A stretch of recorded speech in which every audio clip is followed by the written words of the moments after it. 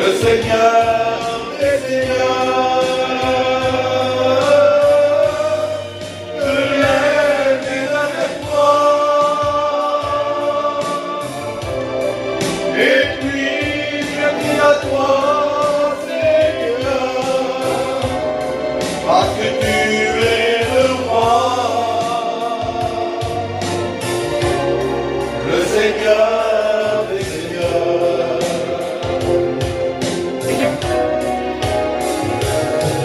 Seigneur, devant toi je viens pour être rempli de toi, pour être rempli de ton amour. Aujourd'hui, je ne sais où aller, mais vers toi je viens,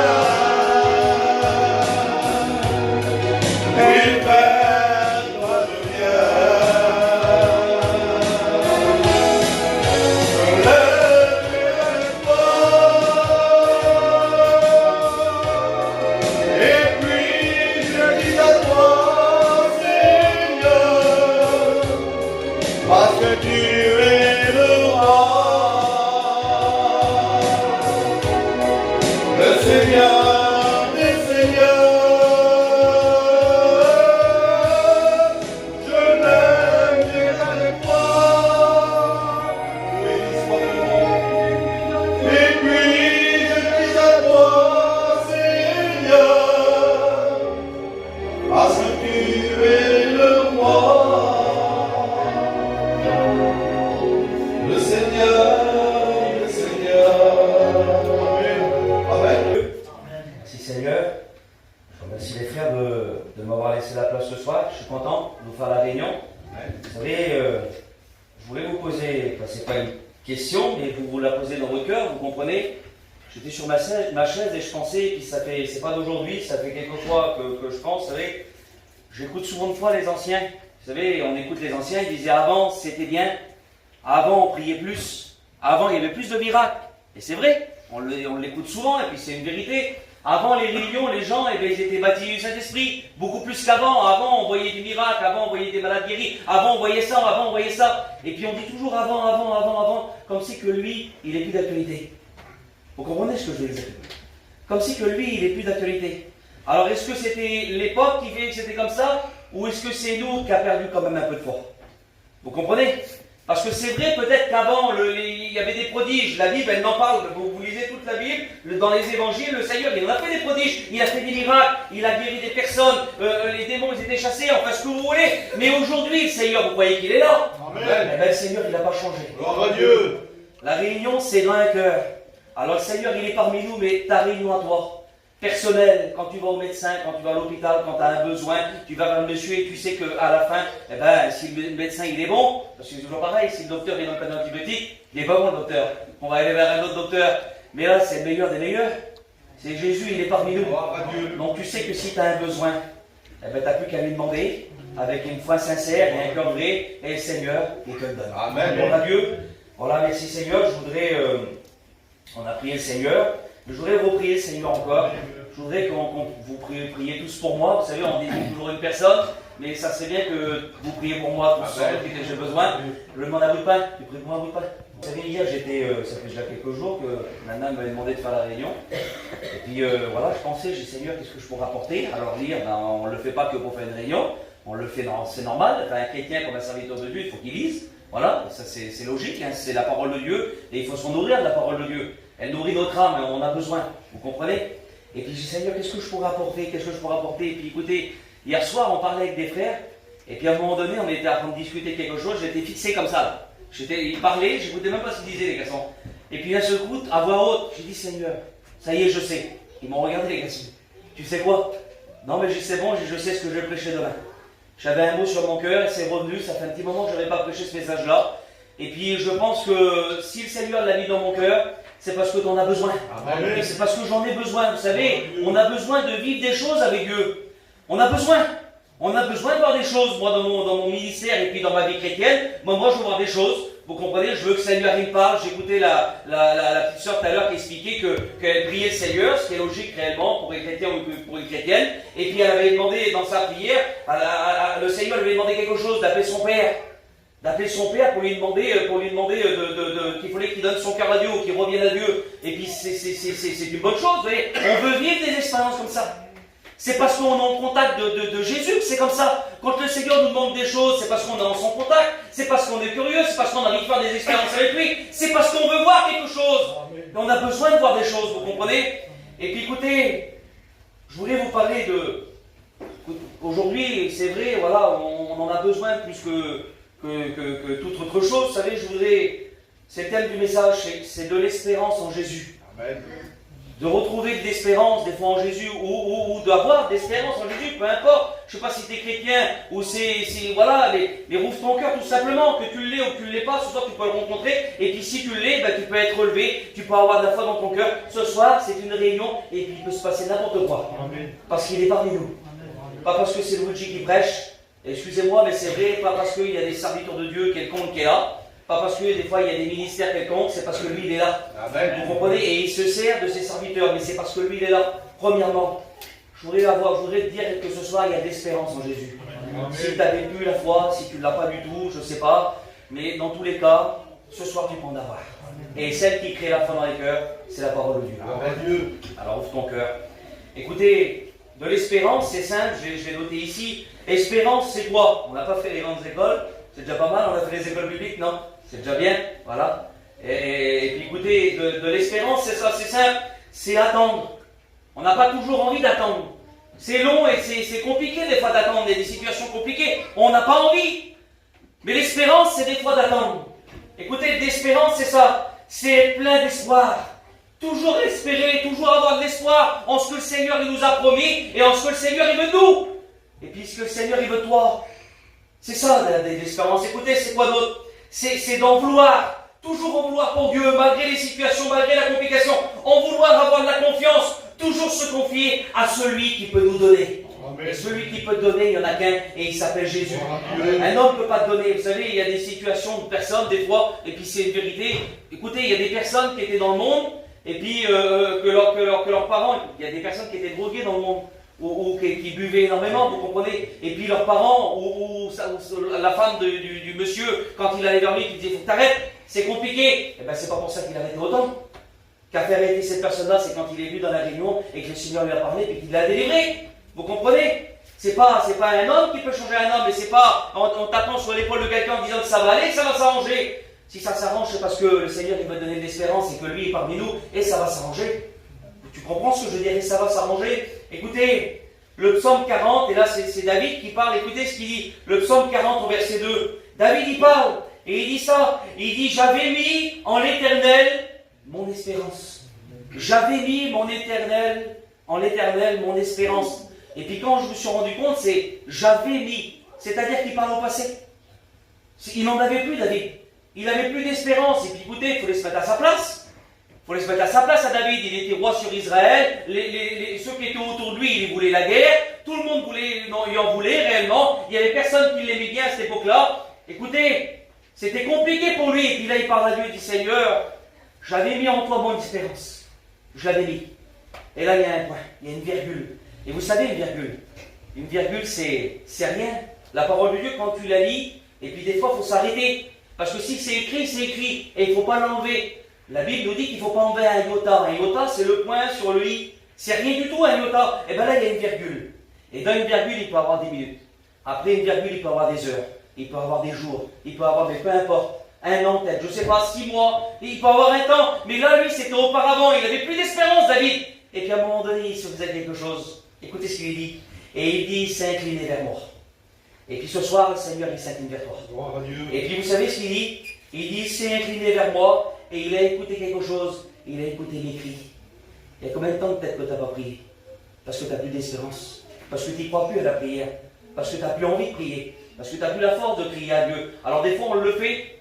Seigneur, vas-y, bénis-moi, je te loue, je te rends grâce. merci, merci, merci. Mais ton cœur, là, c'est pas ce qu'il voudrait crier.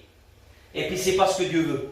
Vous savez, si tu as mal quelque part, que tu vas vers une personne et tu lui dis, regarde, je me suis fait mal à la main, je vais dire comme ça, je me suis fait mal à la main.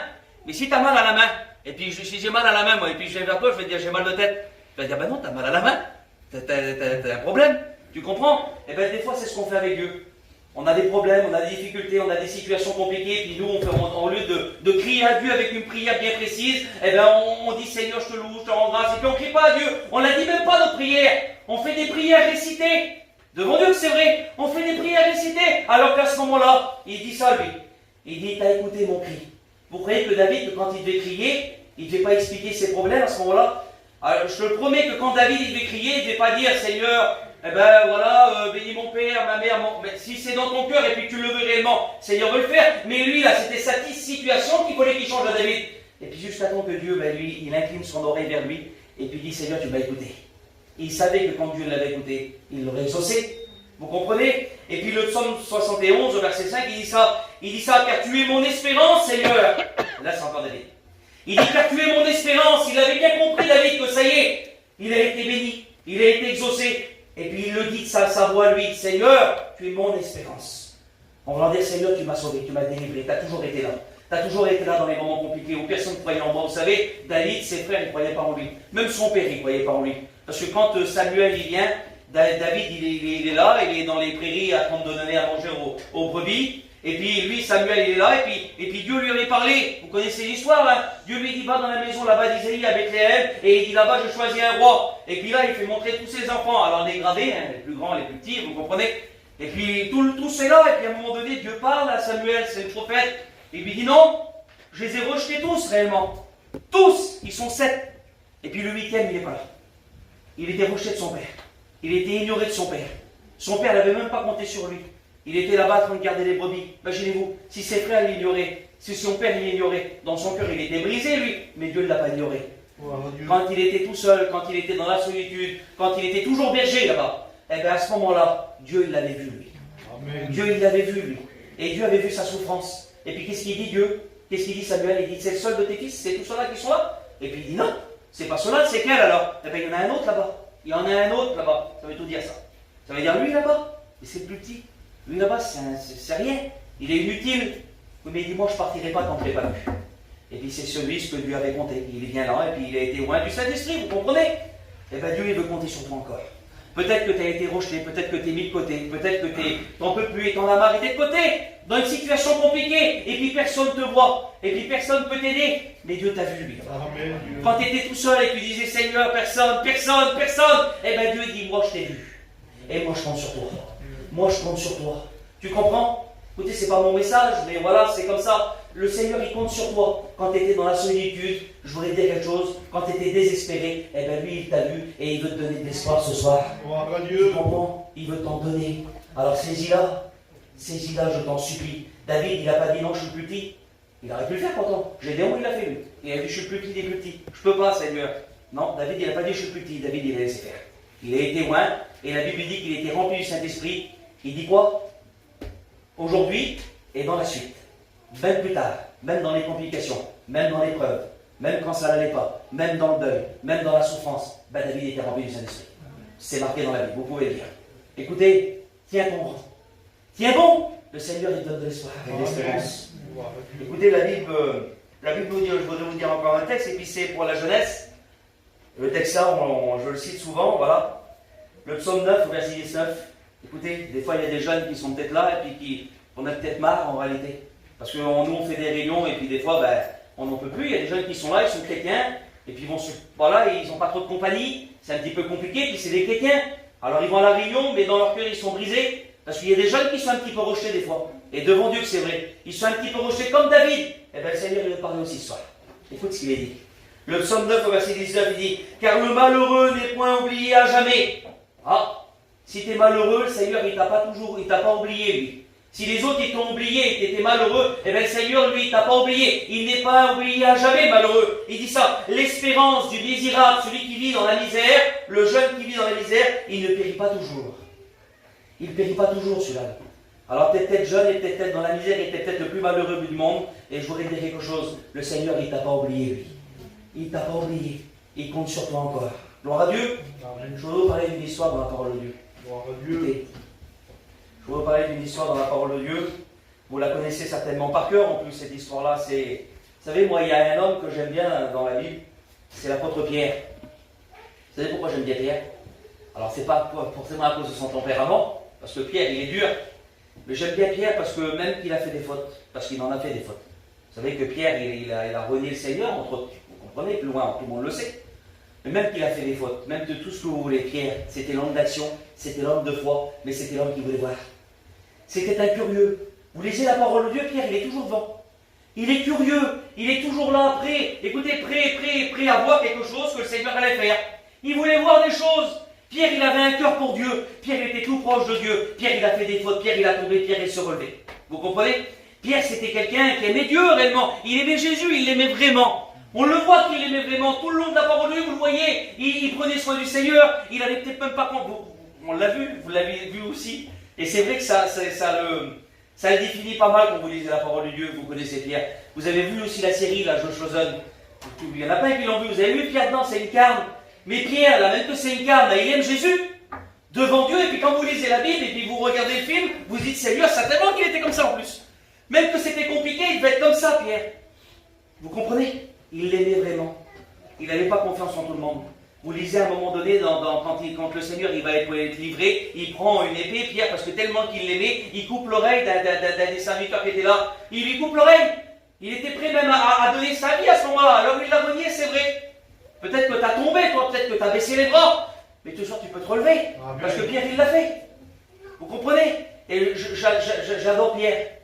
Écoutez, et à un moment donné, dans Luc 5, il s'est passé un fait. Je vous dis, le Seigneur, il ne choisit pas n'importe qui, il choisit des curieux. Et puis si tu es curieux ce soir et tu veux voir des choses, le Seigneur, il peut te les faire montrer. Devant Dieu, pas, je vous l'ai dit, pas à cause de moi. Écoutez pas une parole, devant Dieu, écoutez pas. Et un beau message devant Dieu, écoute le mot de Dieu. Ce que tu as besoin, c'est le mot de Dieu ce soir. Pas le beau message, bien construit, bien bâti, bien fait. Et puis tant mieux si pour toi c'est beau, et puis si c'est pas beau pour certains, si tu as le mot de Dieu, c'est pas grave. Le principal, c'est le mot de Dieu dans ton cœur. Vous comprenez? C'est ça le principal. Et puis dans Luc 5, la Bible dit ça, je vous le lis. Comme Jésus se trouvait auprès du lac de Génézareth, et que les gens se pressaient autour de lui pour entendre la parole de Dieu, il vit au bord du lac de Barth, d'où les pêcheurs étaient descendus pour laver leurs filets. Et puis un autre dans l'évangile de Marc, il réparait leurs filets. Donc il les lavait et il les réparait. Écoutez, il monta dans l'une de ses barques qui était à Simon, donc c'est Pierre. Il les pria de s'éloigner un peu de terre, puis il s'assit, et de là-bas, il enseignait les gens. Gloire à Dieu. La Bible dit que Jésus, à un moment donné, il faisait son ministère, et puis quand il faisait son ministère, il aimait aller dans le... Puis d'ailleurs, c'est là qu'il a commencé, on va dire. Il a fait beaucoup de miracles là-bas. C'était à Capernaum. Vous connaissez peut-être Capernaum, où j'étais en Israël, je ne sais pas s'il y en a qui ont été. Quand tu vas à Capernaum, là-bas, c'était la ville des pêcheurs, Capernaum. Quand tu vas à Capernaum, sur ta gauche, quand tu rentres, là-bas, il y a un marché, on l'appelle le marché aux poissons, de l'époque avant.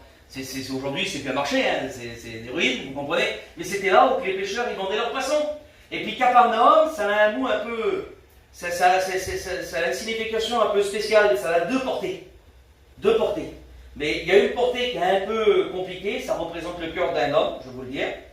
Et puis l'autre portée, ça représente la solution. Vous comprenez? C'est bizarre, c'est un mot avec deux mots, deux mots différents. Écoutez ce qu'il est dit. Capernaum, ça veut dire ça. Ça veut dire désordre. C'est le premier mot ça. Désordre, chantier, confusion et dérèglement. Et désorganisation. Ça c'est le premier mot, c'est dans le même truc. Vous comprenez, c'est plusieurs synonymes qui veulent dire le même mot. Parce que dans le cœur des fois d'un homme, qu'on soit chrétien ou pas, et c'est une vérité que c'est vrai, à un moment donné, il y a tellement de problèmes, tellement de situations compliquées, tellement que c'est difficile, que dans le cœur d'un homme, c'est désordre. Dans le cœur d'un homme, dans le cœur d'une femme, c'est le chantier. On n'en peut plus, on en a marre. Vous le connaissez de toute façon le texte. Si tu es fatigué, si tu es chargé, c'est pas sur tes épaules que le Seigneur il dit ça. Fatigué, chargé, et je vous donnerai du repos, pardon, c'est pas les épaules, hein, parce que sur les épaules, il n'y a rien. Tu n'es pas chargé sur tes épaules, toi, mais dans ton cœur, des fois, tu peux être chargé. Parce que c'est ça, réellement, c'est dans le cœur qu'on est chargé. C'est dans le cœur que ça se trouve et que c'est compliqué. On ne le fait pas montrer aux autres. Et puis, on ne veut pas le faire montrer. On n'a pas envie, des fois. On n'a pas envie de le dire à notre voisin à côté. Parce qu'on ne veut pas le charger à lui non plus. Mais dans notre cœur, mais dans notre situation, eh ben des fois c'est tellement chargé et tellement compliqué qu'on ne sait même pas ce qui va avoir lieu demain. Qu'on n'a même pas envie d'arriver à demain. Qu'on n'a même pas envie d'éteindre notre télé réellement. On voudrait peut-être même pas se réveiller demain. Vous comprenez, tellement qu'on est chargé et tellement que c'est compliqué. Et puis pourtant, des fois même, on est chrétien. Et devant Dieu que c'est vrai. Pourtant même, on est chrétien. Et puis peut-être que tu ne l'es pas, je te le dis en vérité. Et peut-être rétrograde, allez, je vais dire comme ça. Eh bien, c'est comme ça réellement. Et puis c'est ce qui veut dire le mot. Désorganisation, dérèglement, chargé. C'est le chantier complètement. T'en peux plus, ta vie c'est un chantier, tu sais plus. T'as plus envie de regarder devant toi. T'as plus envie de sortir de ton camping. T'as plus envie que les gens viennent te visiter. Parce que t'en as marre. Parce que t'en peux plus. Et puis vous savez, c'est quoi la deuxième portée du mot? Et devant Dieu que c'est vrai, c'est incroyable. C'est la consolation. Amen. Parce que donc il y a le chantier, ou que c'est le désordre, ou qu'on n'en peut plus, ou qu'on en a marre. Quand Jésus il arrive, il apporte une consolation. Et ça c'est dans le cœur. Vous comprenez? Et ça c'est la solution. Et puis Jésus il arrive là-bas à Capernaum. Et puis quand il descend à Capernaum, c'est autour du lac de Génézareth là-bas. Là. Et puis quand tu descends le lac, là, c'est là que les disciples ils ont été choisis. Et puis écoutez un petit peu. Luc 5. C'est ce moment-là. La Bible dit que Jésus descend. Alors Pierre, lui, il n'était pas de Capernaum. Vous lisez dans l'évangile de Jean, il était de Bethsaïda. C'était autour aussi, c'est pas Bethsaïda qu'à Jérusalem, c'est Bethsaïda qui est auprès du lac. Mais à Capernaum, sa belle-mère y habitait. Donc il en a fait sa ville aussi, lui, si vous préférez. Comme Jésus a fait sa ville, Capernaum, que vous lisez aussi. Il en a fait sa ville. Donc, si vous préférez, à ce moment-là, Pierre, il aurait pu être chrétien là-bas à Bethsaïda. Alors je vais dire comme ça. Peut-être que toi, tu étais de la salle de Saint-Grégoire. C'est ça? Saint-Grégoire, papa. Peut-être que tu étais de la salle de Saint-Grégoire, toi. Et puis peut-être que tu étais même de la salle de Saint-Jacques. Et puis ce soir, ta salle, c'est peut-être ta salle, on est où, Cesson? Eh bien, la salle de Cesson. Et puis peut-être que le Seigneur n'avait pas un plan pour toi à la salle de Saint-Grégoire. Peut-être qu'il n'avait pas un plan pour toi à la salle de Saint-Jacques. Et peut-être qu'il a un plan pour toi à la salle de Cesson. Amen. Vous comprenez? C'est ça. Il était de Bethsaïda. Et puis Jésus l'avait pu très bien, la Bethsaïda, mais il avait un plan et un rendez-vous fixé à ce moment-là. À Capernaum. C'est là-bas qu'il avait un rendez-vous. Et puis peut-être que toi, tu avais un rendez-vous ce soir avec lui. Pas là-bas, pas là-bas à Saint-Grégoire, ni de l'autre côté à Saint-Jacques. Eh bien, tu avais rendez-vous ce soir à Cesson. Et le Seigneur il a préparé quelque chose pour toi. Il t'a fixé un rendez-vous avec une solution. Et puis Jésus, il descend, la Bible dit qu'il est là, il voit deux barques. Et puis il choisit pas au hasard le Seigneur.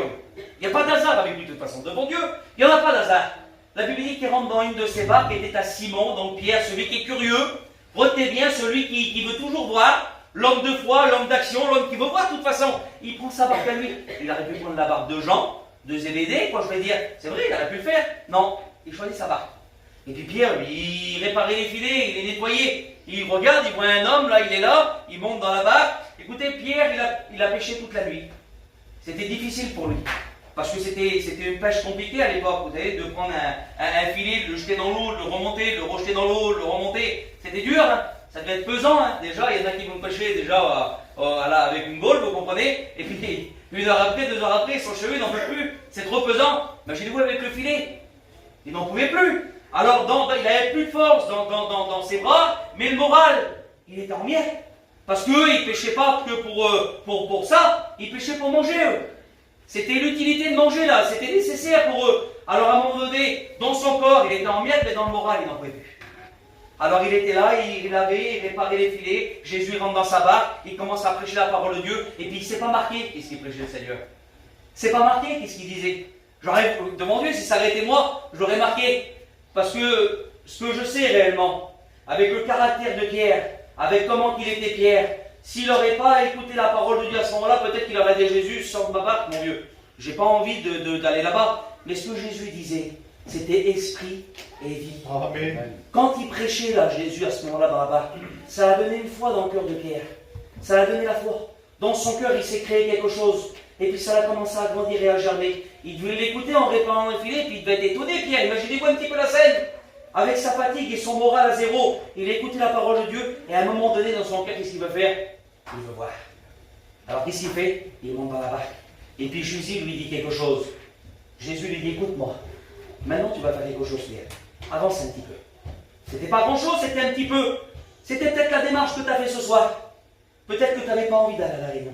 Peut-être que tu étais fatigué. Peut-être que ta journée était lourde et compliquée. Et puis les mois sont compliqués, les années, des fois, sont compliquées. Et peut-être que tu n'avais pas envie d'être là ce soir. Mais tu as fait la démarche de venir en disant peut-être qu'il y avait un mot pour moi. Alors tu as avancé un petit peu. Tu as avancé un petit peu, tu as écouté la voix de Jésus en disant dans ton cœur, vas-y, j'ai un mot pour toi ce soir. J'ai un mot pour toi. Alors tu as avancé. Et puis là, à un moment donné, la Bible dit, et là c'est remarqué, hein, Jésus reprend la parole. Parce que des fois, là, tu en as peut-être fait plein des réunions. Plein. Et puis ça va parler dans ton cœur. Tu avais quelque chose qui s'est créé dans ton cœur une certaine fois, mais ce n'était pas le moment. Ce n'était pas le temps. Il faut encore que Jésus parle. Il faut encore que Jésus parle. Et Jésus reprend la parole. Et puis il commence encore à enseigner. Il enseigne les gens qui sont autour de lui. Et puis Pierre, il est dans la barque. Et c'est sa réunion à lui. Jésus là auprès de lui. Il écoute Jésus là comme ça, approche. Un contact avec Jésus, vous comprenez? Il est là, il est dans la barque. Et puis Jésus, certainement, je ne sais pas. Peut-être qu'il parlait des poissons. Peut-être qu'il parlait du lac. Je ne sais pas de quoi il parlait. Mais dans tous les cas, Pierre, il est là. Certainement émerveillé des paroles du Seigneur. Avec une foi qui grandit encore dans son cœur. Et d'un seul coup, dans sa foi là, Jésus lui confie une mission. C'est certainement une mission qu'il confie à toi, Seigneur. Jésus lui dit quelque chose, vous savez, c'est un choix qu'il doit faire, Pierre. Et puis, quand tu es venu à la réunion, il y a toujours eu un choix à faire. Tu viens à la réunion, il y a un choix à faire, devant Dieu, c'est vrai. Et que tu es chrétien ou que tu ne l'es pas, il y a toujours un choix à faire, devant Dieu.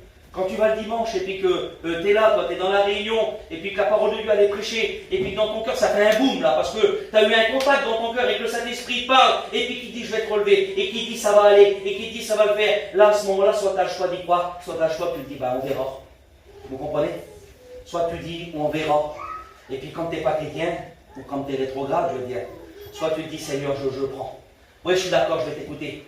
C'est le choix encore ça, soit tu te dis ben non je peux pas. Parce que j'ai tel projet, tel encore, tel ça à faire, j'ai ça à faire, j'ai ça à faire. Et puis, réellement, tu repousses toujours. Ça, c'est le choix. Et là, Jésus lui dit quelque chose. Et il dit, Pierre, t'es fatigué? T'en as marre? Dans ton moral, t'es à zéro, Pierre. Eh bien, je vais te demander quelque chose de plus. Un peu plus encore. Il lui dit, avance, mais là, c'est en pleine eau. En pleine eau. C'est-à-dire que c'est en plein milieu, là-bas. Vous savez, le lac, Pierre, il les connaissait par cœur. Il n'était pas petit le lac, c'est vrai, on l'a appris aux écoles bibliques, le lac n'était pas petit. Je ne sais pas si c'était 20 km de long, je crois qu'il faisait 13 de large et 6 km comme ça, parce qu'il faisait une goutte d'eau, 6 km, 13 comme ça et 21 km de long. C'était quand même assez important, vous comprenez? Vous croyez que Pierre, il ne connaissait pas les endroits où il fallait pêcher? Vous croyez qu'il ne connaissait pas, lui, il connaissait par cœur? C'est pas pour ça qu'il a pris du poisson. C'est pas pour ça que ça a marché. Et puis donc, vu qu'il était fatigué, qu'il a fait 53 km comme ça, ou 21, ou tout ce que tu veux, peu importe, il est fatigué, alors d'aller en pleine eau. Mon Dieu, quelle fatigue. Oui, mais là, c'est pas pareil. Jésus lui a parlé, Amen. Et il a la foi. Alors il écoute, oui, d'accord, Seigneur. Je vais souffrir encore un peu, allez, j'avance encore. Ah oui, il faut souffrir des fois. Allez, j'avance encore. Allez, je vais en pleine eau. Il est au milieu du lac, là. Et puis comme il est au milieu du lac, Jésus lui confie cette mission. Il dit, Pierre, je vais te confier une mission. Et puis ce soir, c'est ce qu'il voudrait te dire. Tu veux voir quelque chose? Tu veux voir que Dieu agit? Tu veux voir réellement Pierre? T'as pas pris de poisson? T'as tout essayé? Moi je vais te confier une mission. Maintenant, je vais te confier. Seigneur, j'ai péché toute la nuit, je suis fatigué, j'en peux plus, le moral il est à zéro, mes bras ils ont plus la force, j'ai plus la force réellement, en plus j'ai encore venu jusqu'au milieu du lac là, j'en peux plus, j'en ai marre Seigneur. Mais écoute-moi, Seigneur, allez sur ta parole à toi, Seigneur. Pas avec mes capacités à moi. Pas avec ce que je sais faire moi. Parce que moi, je connais la pêche, hein, c'est mon métier. Mais pas avec ce que je sais faire moi, Seigneur. Ah, tu connais les réunions, hein? Combien de réunions que tu as fait? Dis-le franc, plus que moi, hein, c'est sûr. Il y en a qui ont fait beaucoup plus de réunions que moi ce soir. Combien de réunions que tu as fait? Dis-le franc. Combien? Combien de fois que tu es venu?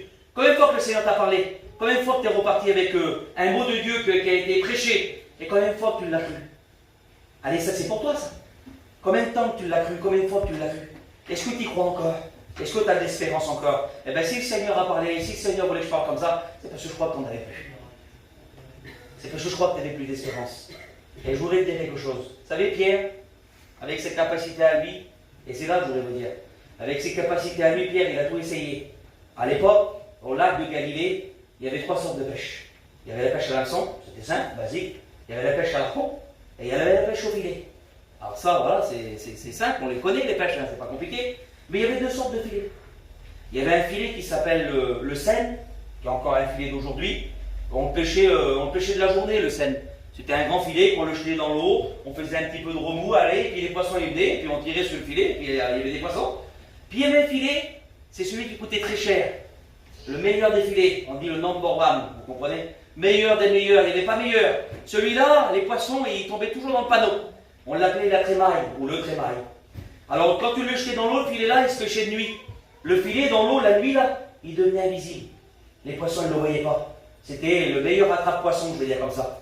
Alors tu faisais le même gros bout là, tu leur faisais peur aux poissons, ils ne voyaient pas le filet, ils allaient dedans, et puis ça y est, tu tirais, puis ça y est, tu prendais des poissons. Et bien vous croyez que lui, il ne l'a pas essayé avec ses capacités à lui, que l'apôtre Pierre, il a tout essayé. Le premier filet, le deuxième filet, à un moment donné, il a même tout jeté parce qu'il lavait et il réparait pas un filet, les filets.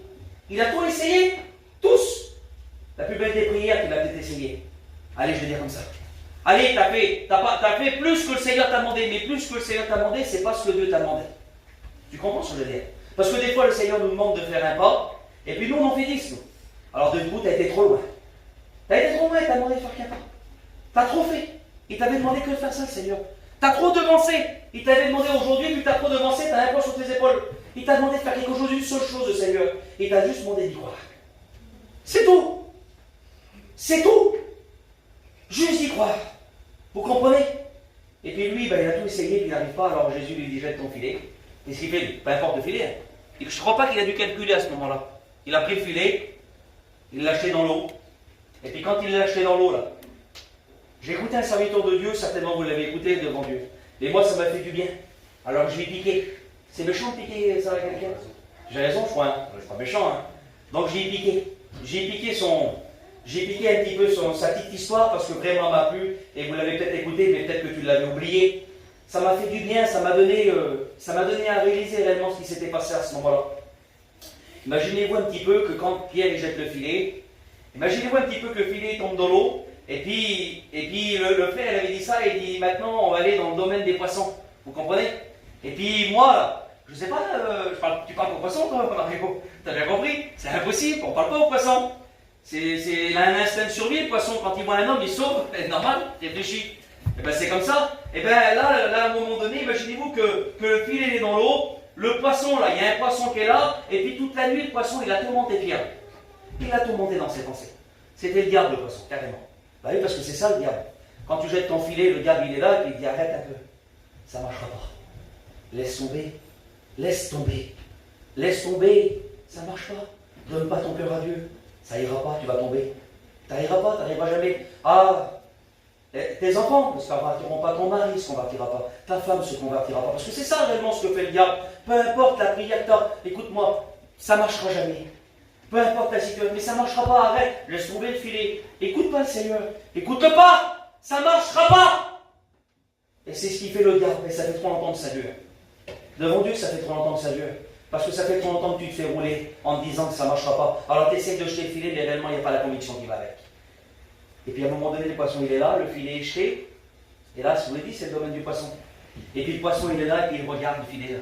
Et puis il dit quelque chose. Écoutez ce qu'il dit, le poisson. Il dit, il n'est pas bête, Pierre. Il est bête, Seigneur. Comme si je vais rentrer dans le filet. Comme si je vais y aller. Je ne vais pas y aller toute la nuit, lâcher. Alors maintenant, c'est pas là que je vais y aller. Mais à un moment donné, c'est pas du ressort de Pierre. Pierre, il l'a lâché de ses mains, le filet. Mais Jésus, il a parlé. Et il a dit, maintenant, Pierre, tu veux voir? T'es l'homme qui veut voir? Écoutez, je voudrais vous poser une question, l'église, ce soir de Cesson. Est-ce que vous voulez voir? Eh bien, Jésus, il a dit, jette ton filet. Et quand Jésus, il dit, jette ton filet, c'est pas Pierre qui jette le filet, c'est Jésus qui ordonne. Et puis, sur la parole de Jésus, qu'est-ce qu'il dit, Pierre? Il dit, sur ta parole à toi, Seigneur, pas sur mes capacités à moi, je peux rien faire, mais sur ta parole, Seigneur, eh bien, le poisson, il va venir. Et puis, sur la parole, là, quand le poisson, il fait demi-tour et qu'il voit le filet, il écoute une voix. Cette voix-là, pour lui, là, elle n'est pas inconnue. Vous savez pourquoi elle n'est pas inconnue? Vous vous souvenez, vous, c'est qui a créé les poissons? C'est qui les a créés dans Genèse, les poissons? C'est qui les a façonnés? Eh bien, c'était qui? C'était Jésus. Un mot de Dieu, et tout devient possible. Amen. Écoutez, je vous dis une petite histoire, une petite expérience. Juste, voilà, je l'ai sur mon cœur. Ça ne vous dérange pas, je continue un peu. Il est pas voilà, il est ici un petit peu tard, excusez-moi pour le temps. Mais je voudrais continuer un petit peu, 2 secondes. Je vous dis une petite expérience et je vous explique la fin après. Mais je vous l'ai sur mon cœur. Un jour, à un moment donné, il y avait une femme qui était une chrétienne, je crois que c'était en Amérique que ça s'avait passé ça. Et puis c'était une chrétienne fervente, voilà, elle avait un cœur pour Dieu, une femme de foi réellement. Mais malgré qu'elle avait la foi, vous savez, c'est malgré qu'on est chrétien et puis qu'on a la foi, eh ben on est comme tout le monde, on est dans le monde, et puis on a des problèmes, on a des difficultés, et puis c'est comme ça. Et puis là, d'un seul coup, elle a un grand problème, elle n'a plus de sous, elle n'a plus rien. Elle est veuve, elle a des enfants, il faut les nourrir, mais elle n'a pas d'argent. Donc comment on va faire pour leur donner à manger? Elle ne peut pas leur donner. Alors qu'est-ce qu'elle fait? Elle fait comme tout chrétien, qu'à la fois.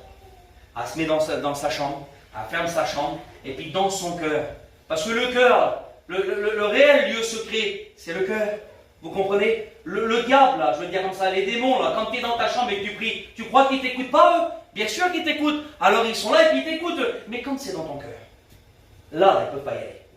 Là, ils ne peuvent rien faire du tout. Là, ils ne peuvent pas écouter. C'est impossible qu'ils peuvent écouter parce que c'est dans le cœur. Vous comprenez? Eh bien, le lieu secret, c'est pas une chambre, c'est ton cœur. Et puis cette femme-là, dans son cœur, dans le lieu secret, elle a dit, Seigneur, je voudrais que tu vois, il n'y a plus rien. Il n'y a plus rien du tout. Alors, il faut que tu fasses quelque chose. Il faut que tu nous donnes à manger pour mes petits. Parce qu'ils vont mourir à la fin, moi aussi. Et puis là, il y avait un homme. Vous ne pouvez pas l'avoir. C'était pas un chrétien du tout, lui. C'était un sataniste. Vous voyez? Un sataniste, c'était ça.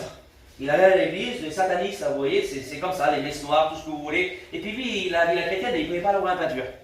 Comprenez-vous bien qu'il ne pouvait pas l'avoir.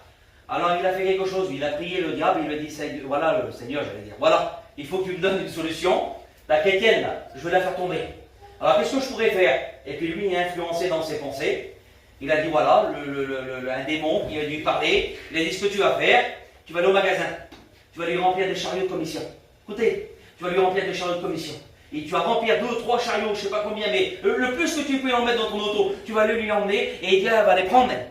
Elle va les prendre, les commissions. Et puis quand elle va les prendre, elle va les mettre chez elle et à un moment donné, tu vas lui dire, voilà, le diable, madame, il vous a donné les commissions. Ce n'est pas Dieu qui vous les a données, c'est le diable. Et puis elle va, à ce moment-là, elle va être déçue, puis elle va tomber. Et puis qu'est-ce qu'il a fait, lui? Il se croit que les mains, lui. Bah oui, quelle idée. Il a envoyé de Satan. Qu'est-ce qu'il fait, lui? Il prend des tonnes, il va là-bas, il fait des commissions, des tonnes. Il remplit, je ne sais pas combien de chariots, il les met dans l'auto, il arrive là-bas, il se frotte les mains. Elle va tomber celle-là, je te garantis qu'elle va être découragée, c'est ça. Hein. Et puis d'un seul coup, il sonne, la dame elle rouvre, elle est à prière. Quand elle rouvre la porte, elle dit bonjour, ouais, ça va madame, comme ça, oui, voilà. Bah écoutez, voilà, j'ai un cadeau pour vous. Ah bon? Ah oui, j'ai un cadeau pour vous. Ah ben allez-y, dites-moi c'est quoi? Ah ben attendez, je vous les emmène. Et puis il arrive, il emmène des sacs. Lui. Et puis quand il emmène les sacs, qu'est-ce qu'elle fait? Elle dit c'est pour moi? Oui, elle prend les sacs. Attendez une seconde, je vais vous dire c'est avec qui? Non, mais c'est pas grave. Elle prend les sacs, elle commence à les mettre dans la maison, elle des tonnes de sacs, et puis ça y est, ça se remplit, puis d'ailleurs elle en a même de trop, mais elle s'en fout, elle meurt à la faim. Elle les prend, ses enfants ils meurent à la faim. Et puis à un moment donné, quand il n'y a plus rien, ils sont vers elle, ils rigolent, elle sourire. Et puis d'un seul coup, il lui dit ça. Il lui dit, vous savez madame, vous savez ça vient de qui? Elle dit, les commissions. Ben, elle dit, ça vient de vous? Non. Il dit, ça vient de Satan. Ben, elle dit, c'est pas grave. Elle dit, mon Dieu à moi, il a dit à Satan. Elle dit, vous emmenez les commissions. C'est tout simplement ça. Même le diable, il se plie. Le diable, il se plie à ce moment-là. Même dans tes pensées, quand ça ne va pas. Si le Seigneur, au contact d'un mot de Dieu, eh bien le diable, il se plie. Et même lui, comme le petit poisson. Qu'est-ce qu'il fait, le petit poisson? Vous connaissez l'histoire. La Bible dit qu'à un moment donné, qu'est-ce qu'il fait, Pierre? Il commence à prendre les filets. Il connaît, lui, la pêche. Il prend les filets. Peu importe, la trémaille, le sel, ce que tu veux. Il l'a touché comme filet. Il s'en fout, lui. Le principal, c'est ce que Dieu lui a dit. C'est pour ça que je vous dis, pas la belle prière, pas les bons mots et pas les belles phrases. Ce que tu as besoin réellement. C'est ça réellement. Il prend les filets et il commence à relever. Quand il relève, il sent que c'est loin. Alors je vais dire comme ça. Vous savez, il y a des grands poissons, c'est des requins, des baleines, ce que tu veux. Mon petit, il adore les poissons. Alors voilà, il pourrait en dire des tonnes et des tonnes. Et il y a les plus grands poissons, et les plus grands poissons, des fois, c'est les plus grands problèmes. Et puis il y a des plus petits poissons. Et les plus petits poissons, c'est les plus petits problèmes. Mais à ce moment-là, il y a des gros poissons, il y a des petits poissons, il y a des grands problèmes, il y a des petits problèmes. Mais il s'en fout, lui. Il les prend et il relève. Parce que pourquoi? Il a la foi dans son cœur. Et quand il relève, il sait qu'il ne peut pas. Il n'a pas la force de relever. Les filets se rompaient, puis c'était compliqué. Il n'a pas la force de les relever. Alors qu'est-ce qu'il fait? Eh bien, il appelle ses frères. Et puis si tu n'as pas la force ce soir, si tu n'as pas la force, si tu n'en peux plus, si tu en as marre, et si tu dis que tu ne peux pas, eh bien tu sais quoi? Tu as des frères qui sont là. Dieu. Ils sont là. Et puis ils tendent la main, que c'est un chrétien, que c'est un étudiant, que c'est un serviteur de Dieu, que c'est n'importe qui. Les frères ils sont là, les sœurs sont là, et puis qu'est-ce qu'ils font eux? Eh bien ils tendent la main. Amen. Ils ne sont pas là pour juger. Ils ne sont pas là pour te mettre à terre, c'est le diable, il le fait assez ça. Eux ils sont là pour te relever. Amen. Et puis c'est ce qu'il fait Pierre. Il a besoin de ses frères. Alors ils se tournent vers qui? Ils se tournent vers Jean, ils se tournent vers Jacques, ils se tournent vers Zébédée. Il dit les copains, j'arrive pas, alors venez m'aider. Et puis vous connaissez l'histoire, la Bible dit qu'ils prennent, ils arrivent là-bas, mon Dieu, les bacs qui se remplissaient. Alors écoutez, imaginez-vous, ils allaient même couler, mais ils arrivent à bon port, et puis voilà, quand ils arrivent à bon port, et bien pour Pierre, il est milliardaire, il est plein de sous, il va manger pendant des mois, peut-être, vous avez compris, mais ça, il n'en a rien à foutre. Ils s'en fout complètement. C'est pas ce qui compte. C'est pas ce qui compte à ce moment-là. C'est pas la pêche qui compte à ce moment-là. Ça pour lui, c'était, voilà, il avait trouvé meilleur.